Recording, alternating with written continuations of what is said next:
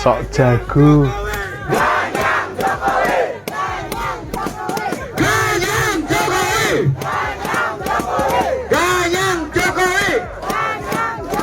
PDI Perjuangan mengusung pendukung ya Arogan pada sekali nih. pemerintahan Pak Jokowi 2 periode.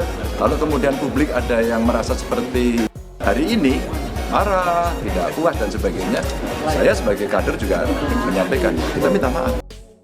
Memang di ujung ada yang berbeda begitu. Jadi kita tanggung jawab. Begini, ketika sebelum meninggalkan kabinet itu, Salut sama Pak Presiden Mahfud ya. bilang ke saya, Pak Mahfud itu tuh segera tuh undang-undang perampasan aset itu didorong DPR. Pak, nggak bisa Pak DPR-nya. Itu ada di Dengerin Pak Ganjar. menurut Pak Bambang Pacul itu terserah ketua partai. Kalau ketua partai kan Bapak yang manggil, seharusnya saya bilang, oh ya nanti saya panggil. Bahkan ini yang agak yang surprise saya. Udah katanya, nanti saya beritahu tuh pimpinan partai saya panggil ke sini. Kalau enggak juga kita keluarkan perpu nanti. Presiden yang ya, saya saksinya. Saya saksinya. Iya, oh. Presiden tegas kalau dalam hal itu. Saya menghargai langkah cepat DPR dalam Dan ini adalah ketegasan Jokowi lagi ya. yang berkembang, respon yang cepat adalah hal yang baik, sangat baik, dan harapan itu juga bisa diterapkan untuk hal-hal yang lain juga yang mendesak, misalnya seperti rancangan undang-undang perampasan aset yang juga sangat penting untuk pemberantasan korupsi di negara kita, juga bisa segera diselesaikan oleh DPR. Assalamualaikum warahmatullahi wabarakatuh. Halo Sobat Gerobokan Gokil, semuanya menyala ya untuk hari ini ya. Pak Ganjar dengan arogansinya ngomong bahwa menyesal telah mendukung Pak Jokowi ya. Loh, apakah Pak Ganjar ini lupa? Tanpa endorse dari Pak Jokowi, apakah survei Pak Ganjar dulu bisa seperti itu dan bisa dicalonkan oleh Bu Mega? Kan nggak mungkin juga.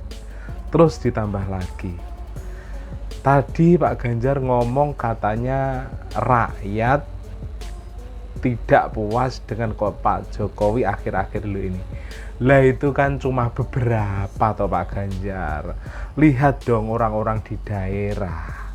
Lihat dong orang-orang di luar Pulau Jawa yang sampai saat ini masih mencintai Pak Jokowi. Dan itu terbukti dari approval rating Pak Jokowi itu mencapai 75% lebih gitu loh. Jadi jangan arogan gitulah. Saya lebih salut dengan Pak Mahfud MD yang memang benar. Kalau benar ya dikatakan benar, seperti RUU perampasan aset ini. Pak Mahfud MD juga mendorong Pak Jokowi atau menyemangati Pak Jokowi untuk terus mengajukan untuk disahkan di DPR. Seperti apa sih videonya? Langsung saja kita reaction bersama-sama video berikut ini. Sekarang kita bicara soal pemiskinan para koruptor. Oh ya, Perampasan aset, lalu kemudian Prof. Mahfud datang ke DPR menunggu itu dan tidak jalan-jalan. Ya, sebetulnya kenapa? ya kemauan politik aja dari DPR. Karena kalau dalam hal itu Pak Jokowi bersungguh-sungguh. Jadi pada tahun pertama Salut saya diangkat buat jadi Pak menteri Mahfud. itu pesannya Pak Mahfud, undang-undang perampasan aset dan pembatasan belanja uang tunai itu supaya dibawa ke DPR. Saya forsir ke DPR, masuk ke prolegnas, ya, masuk prioritas tahun 2020. Ya. Tapi akhir 2020 pimpinan Balik Pak Supratman datang ke saya, Pak, itu yang diajukan oleh Presiden kita setuju, tapi bagi dua ya gitu. Apa bagi dua? Yang undang-undang perampasan aset itu Presiden yang ngajukan, yang pembatasan uang tunai ditunda dulu biar kami yang ambil inisiatif. Oke, bilang. Kenapa mahasiswa dia makan hal ini? Undang-undang perampasan aset ternyata tidak dibahas juga sampai awal tahun 2003 ketika ribut-ribut soal pencucian uang itu kan. Iya. Itu DPR bilang waktu itu jelas, pokoknya nih pemerintah harus konsisten. Kalau mau undang-undang perampasan aset jangan hanya ngomong, ajukan ke kami. Itu yang ngomong Hija Panjaitan kan. Kalau Bapak yakin itu penting, segera aturan ke sini atau Bapak aja keluarkan perpu. Begitu saya pulang, proses diajukan ke DPR. Nggak dibahas sampai sekarang. Kenapa mahasiswa dia? Coba. Boleh saya beda pendapat tentang Lah untuk apakah kepentingan seorang presiden partai serius sampai atau kayak gitu gitu. Karena pertanyaannya adalah sebetulnya apa sih susahnya bagi seorang presiden? Karena hampir bisa dikatakan menguasai koalisi sebetulnya. Tapi koalisi ini begitu mudah untuk menopang atau mendukung seorang Gibran misalnya untuk masuk, atau mungkin juga nanti Kaisang. Tetapi kenapa koalisi ini nggak bisa ditekan untuk bisa menyelesaikan itu segera? Walaupun kita dengar Pak Jokowi selalu mengatakan bahwa ini penting sekali undang-undang itu. Iya, Nah, kenapa itu Pak tidak Jokowi bisa? berjuang Karena, sendiri.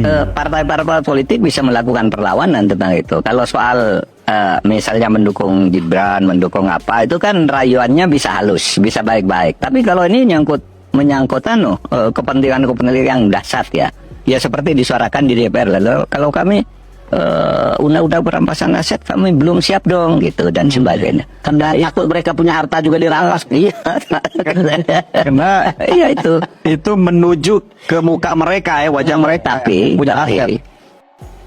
Begini, ketika sebelum meninggalkan kabinet itu Pak Presiden bilang ke saya, Pak Mahfud itu segera tuh undang-undang perampasan aset itu didorong DPR. Nggak bisa Pak, DPR-nya itu ada di menurut Pak Bambang Pacul itu terserah ketua partai. Kalau ketua partai Tuh, kan Bapak fakta itu. manggil, seharusnya saya bilang, ya nanti saya panggil.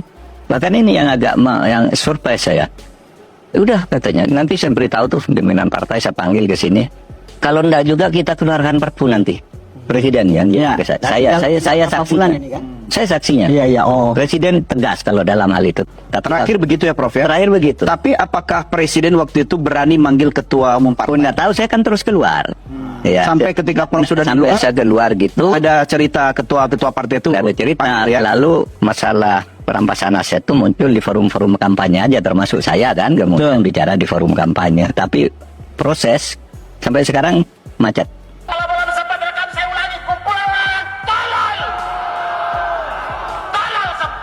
Komedian. Abdul Arsyad, Ari Kriting, dan Muhammad Al-Katiri. 3 komika dari timur yang Padahal hari ini dia juga itu muncul dulu di pendukung demo. Abah Anis ya, Ari Ngomongnya Kriting paling CS itu. lantang, paling keras. Sampai-sampai Abdul Arsyad lupa kalau dia sarjana pendidikan, tiba-tiba ngomong tolong. Demonya nggak dari hati itu. Apakah kalian percaya bahwa mereka 3 ini berdemo karena keresahan hati atau ingin menyampaikan aspirasi masyarakat? Atau ada kepentingan politik tertentu, bahkan ada kepentingan pribadi? Karena seperti yang kita ketahui, mereka bertiga ini lagi dalam promosi film.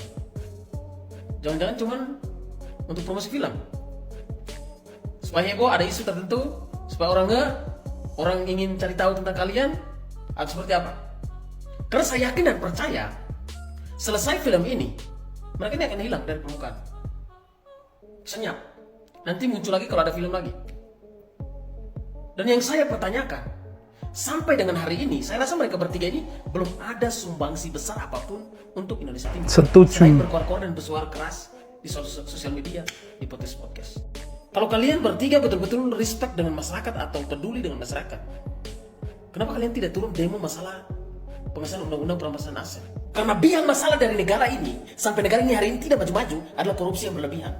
Dan itu harus diberantas. Kenapa itu tidak dilakukan? Sedangkan itu sudah ada masalah yang sudah terjadi dari beberapa tahun silam. Kok kalian diam saja? Atau kalian ada kepentingan di situ? Sampai takut untuk bersuara. Anda bertiga ini mencerminkan salah satu orang timur yang lupa diri. Tidak tahu terima kasih. Kalian tidak sadar kehadiran Jokowi membawa dampak besar untuk Indonesia Timur. Yang mungkin kalau seandainya beliau tidak ada di posisi hari ini, kita ini masih tertinggal. Dan kalian lupa itu. Seolah-olah kalian lahir di Jakarta sana. Minta maaf, saya sebagai anak timur harus kritik. Karena kalau kita biarkan, kita semua ini akan terasuk dengan orang-orang seperti model kalian. Terima kasih.